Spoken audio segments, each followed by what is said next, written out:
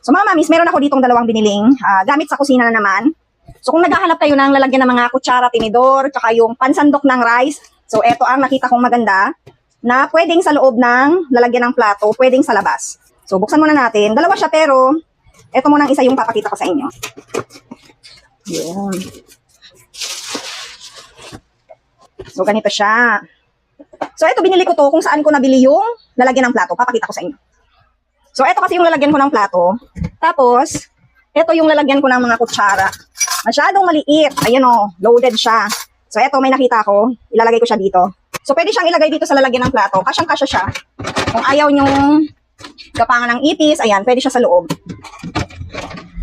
Pero, ayan, ililipat ko muna siya dito. Bubuksan muna natin to.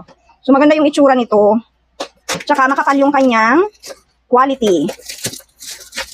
So kung ayaw nyo itong ipasok sa loob ng lalagyan ng plato, meron siyang, ayan, meron siyang pandikit. Pwede nyo siyang idikit sa wall kung gusto nyo. Pero ako kasi dito ko siya ilalagay. Ganyan siya.